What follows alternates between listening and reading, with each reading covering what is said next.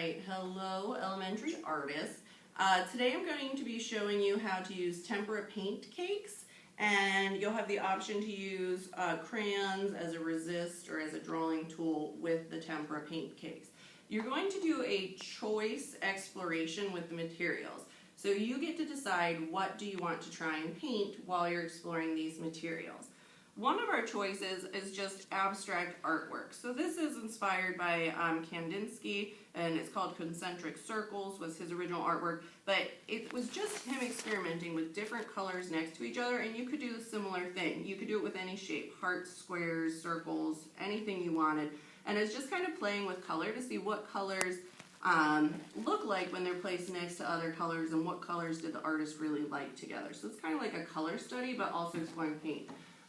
You could do a nice big flower, and here's Georgia O'Keeffe. She was an artist that did lots of flowers, so you can kind of zoom in and do a close-up of a flower. These three were all done by Wayne Thiebaud, and he was a pop artist, so he did a lot of food. That's what he's most well known for. But he also did landscape, so pictures of the land, and then things that were popular like toys, food, candy.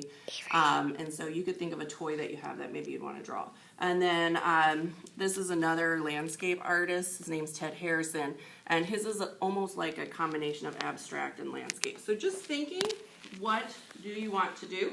You are going to have a partner. So in the classroom, you normally sit right next to somebody. The two of you are going to work together to get your water cups and your paints and your paper. And you're also going to work together to get those things put away and cleaned up. So you may use large white paper or the smaller half sizes.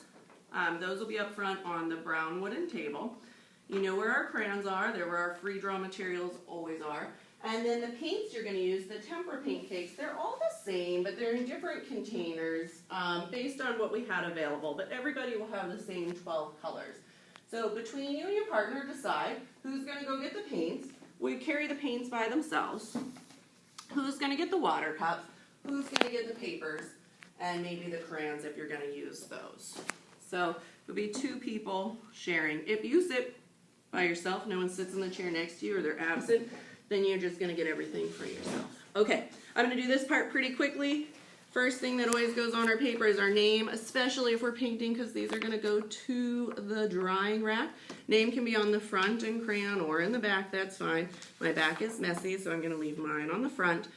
You can just use paints, so you could do the concentric circles. I like that idea with just paints, but I want to show you how the paint works on top of the crayon. So I'm going to do kind of one of those Ted Harrison kind of inspired landscapes. I'm not going to do the whole thing because I want you to have time to do yours. All right, I'm going to put just a really general sun. I really do want you to have time to work with the paints today, so try not to spend too much time on your drawing. Maybe thinking of some simple things like the outline maybe of a bunny, rabbit, stuffed animal that you have. Once you start using paint, you're stuck with using the paint, okay? So if you're going to use crayons, use them first. I'm just making this pretend like it's a whole bunch of flowers down here. Or grass. You get the idea. For the sake of time, I'm just going to switch to painting. If you want to, put a little bit of put a little shading maybe in the mountains, so when I paint over top of it, you can see what happens. All right, I'm going to make my mountains purple. The tempera paint cakes are a little bit tricky. I tried to put the black next to the brown and the white because this black and this really deep purple look super similar, and then this is like a reddish pink color, but they look a lot different once you get them wet and actually put them on paper. So to make them work, and let's think about our painting rules before we go on. Painting rules, what do I need to wear? Think about that. What do I need to put on before I paint? I'm going to break this rule because I'm not going to put it on during the demonstration video.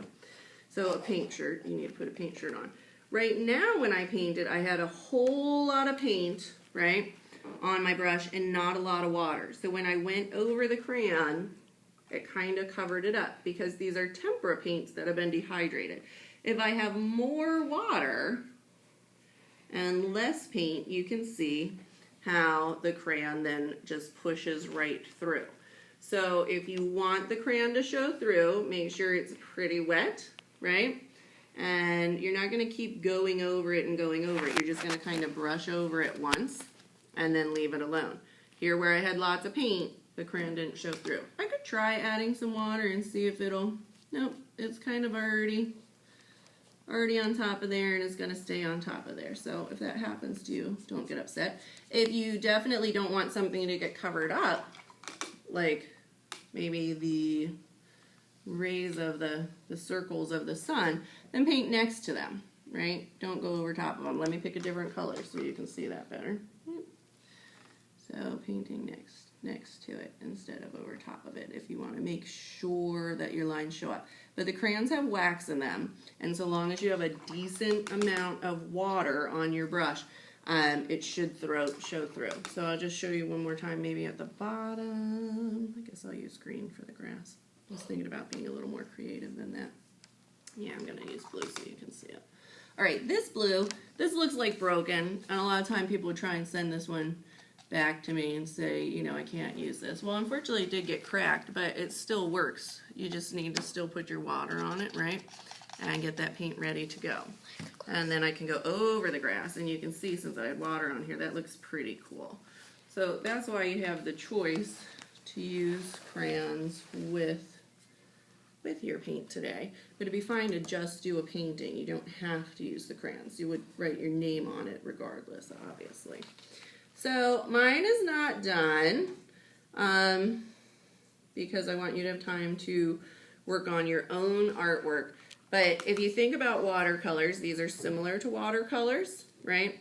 I'm going to put little dots on top. It is okay for you to mix your colors on top of the paper, but when we're thinking about rules, it is not okay. We have to keep these colors clean. So always rinsing your paintbrush before you switch.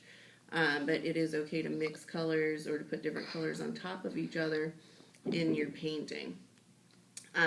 So these are similar to watercolors that you have to add water, but they're less transparent. So you really don't see a lot of the paper. The paint is opaque. It's hard to see through, especially if you look at that orange there. It's really almost like using a liquid tempera paint because it really covers up all the white of the paper.